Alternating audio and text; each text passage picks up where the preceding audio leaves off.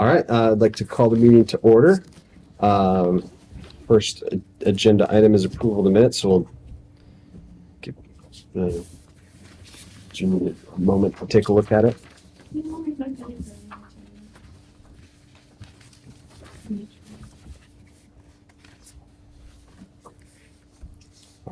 Just looking for a motion to approve the minutes. Second motion. All in favor? Aye. All right. So next item on our agenda is the IPM regulation amendment. Yes, so if you go through your package, well, I'll let April speak about it too, but there was a request from the Environmental Health Inspectional Services Division to update the integrated pest management regulation that we had enacted back in, I think it was 2020.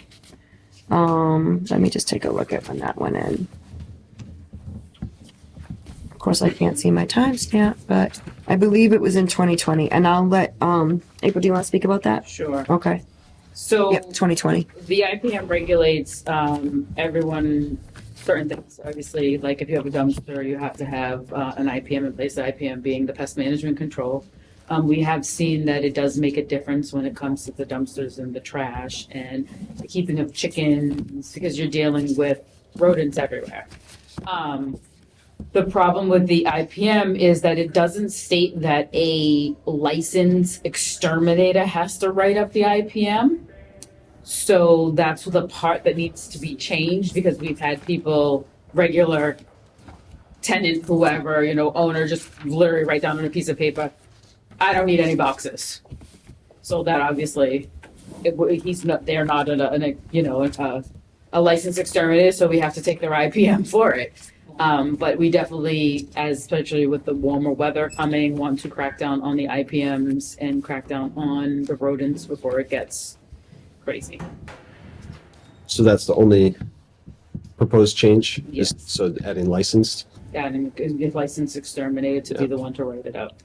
So one of the things I did just want to discuss was a recommendation from the law department to actually have a public hearing on this amendment because this would be something that would be a cost to people. Like if we implement this, people are now going to have to pay for something, and they recommended that we have a public hearing based on that. So I wanted you guys to know what it was, what the purpose of it was, and then I figured we could sit down and talk about, when we wanted to have a public hearing for that.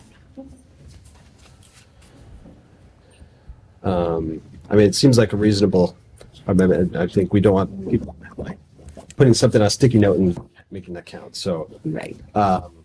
So I guess the proposal is that we post for that a public hearing at our next meeting. Yep. Motion to schedule a public hearing during the next Board of Health meeting. I don't think there's a reason to wait, is there? No, we could even do it sooner if we wanted to, because we're not limited to only meeting one Tuesday a month at 6:30. As long as we properly post for the public when we're having a meeting and how we're having a meeting, we could have a meeting sooner. It's completely up to you guys. I just wouldn't want to push it off more than the next meeting because this is the time of year where something like this makes a huge difference. Yeah.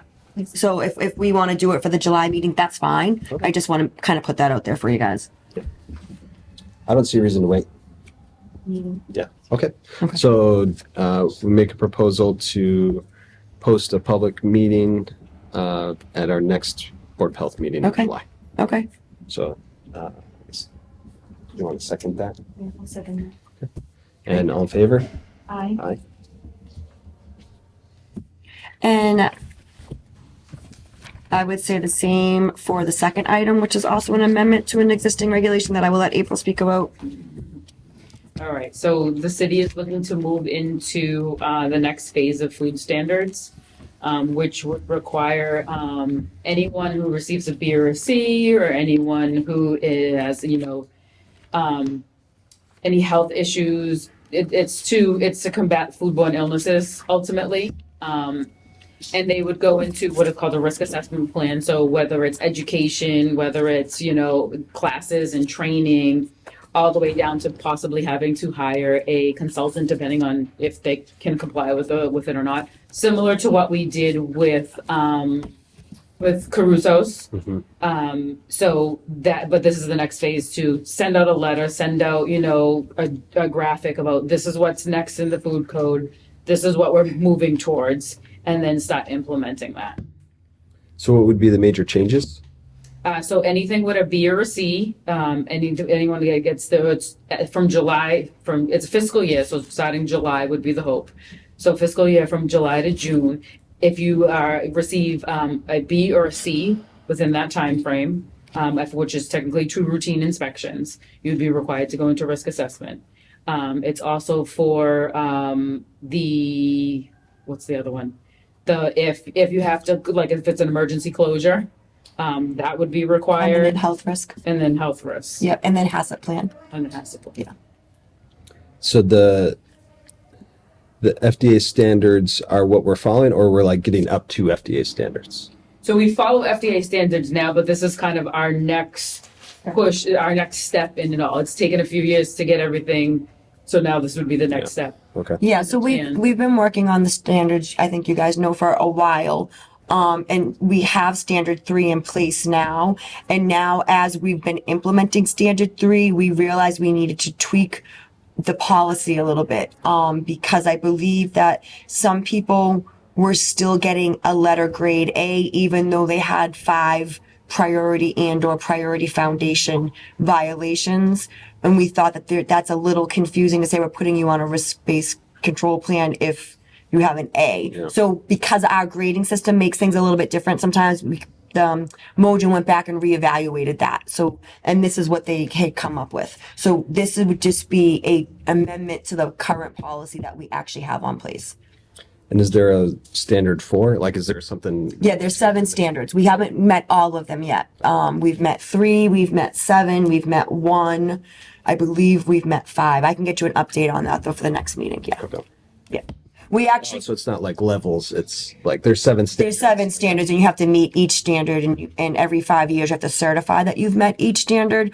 We haven't gotten to all the standards yet, and we actually took a year off this year for working towards a new standard because we really want to take the time to make sure we are fully implementing standard 3. Okay. Okay, so it sounds like the proposal is to do a similar thing at the next meeting to have a public hearing. Public hearing, yeah. Okay. Because again, where this is something that if they had to hire somebody, it's going to be an additional cost, and we wanted to give people a chance to come in and speak about that. I mean, it sounds an awful lot like what we've done in the past, right? Like when Yeah. we have, I guess, hiring a consultant wasn't required. It was just something that we recommended. So what happened before is people would come in because we were suspending their license for repeat violations that weren't corrected.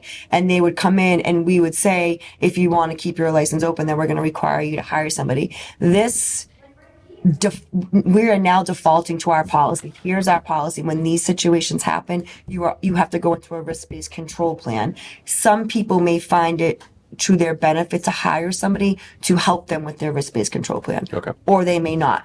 But it's transparency, right? Like here's what to expect when these things happen. This is what's going to happen next. Instead of individually calling everybody in and meeting with them and stuff like that. Okay. Yep.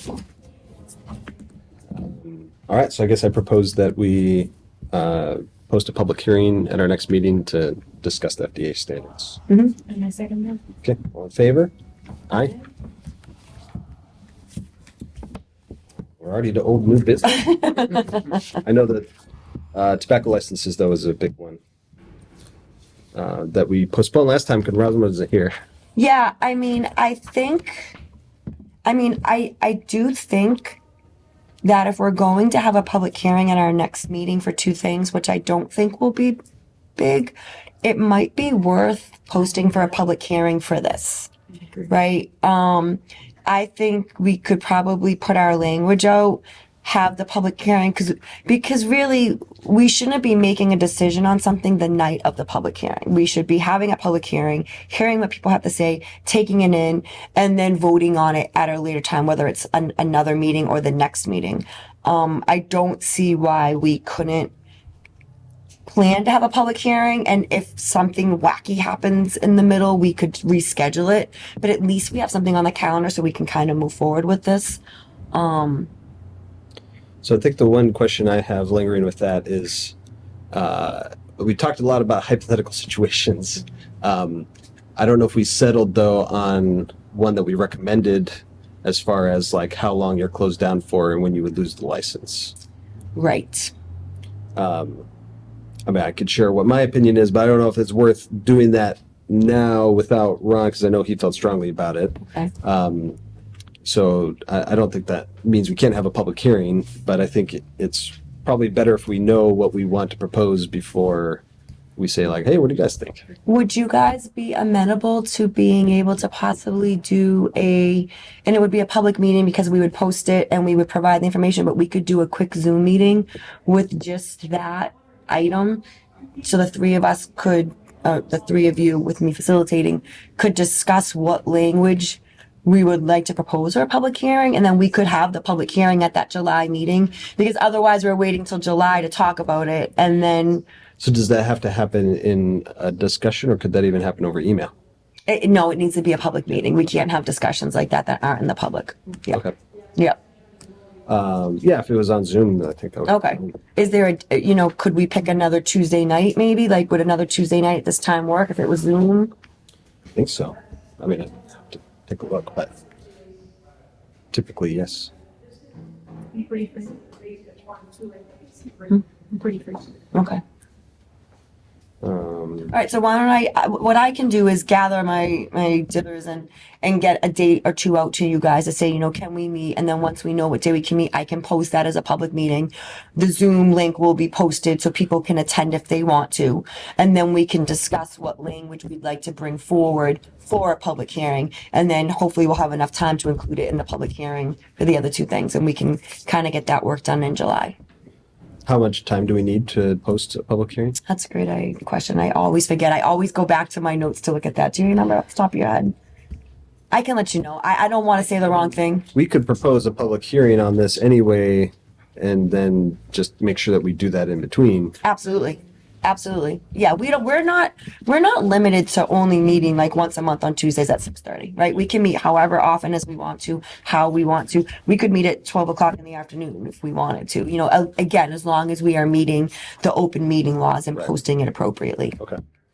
All right. Well, in that case, I guess I propose that we post for a public hearing for the retiring caps and tobacco licenses for our next meeting. With understanding that we'll have a meeting in between to discuss what we want to propose. Yep. Second that. All right. All in favor? Aye. Aye. And 2 weeks is fine for me. So Okay. and then body art regs. Just wanted to keep that on there. I just wasn't sure if you guys had any questions, if you had looked at anything. Like I said, the plan is to have the collaborative come out to do a listening session, then to basically have a public hearing on them. But I want to make sure that you guys have ample time to review them and go through them and see what your thoughts are. Have the public hearing, hear what the community has to say about it. And then from there, have a board vote. I don't really expect to do that through the summer. I feel like it that's a really big change that's going to happen. And I kind of see us doing that more September or later. Okay. So we make sure people are around because that will be a big C curve for people. So this is different than the fee schedule. Like that Correct. Was a different discussion. Yeah, this is actually changing the regulations and the requirements to open a body art establishment, to be a body art practitioner, to be a guest practitioner, an apprentice. We will eventually be adding permanent makeup schools. There's a lot of schools that are out there teaching people how to microblade and do different things. The regulations will eventually encompass that as well too. Is there any other business? There is not, sir. So our next meeting date? My phone calendar, I'm sorry. Don't think. So the first week of July, it would be the first actually. Okay, does that work? I mean, where it's the holiday week for everybody is, Works for me. Me too. okay. All right, so right now we're banking for July 1st. First, and then we'll be posting for public hearing for 3 different subjects. Yes. That could be a big one. Yeah. Yep. Okay. All right. I can't believe we're already finishing. Might be one of the quickest meetings we've had in a long, long time. All right. I guess motion to adjourn. And I second that motion. All in favor? Aye. Aye.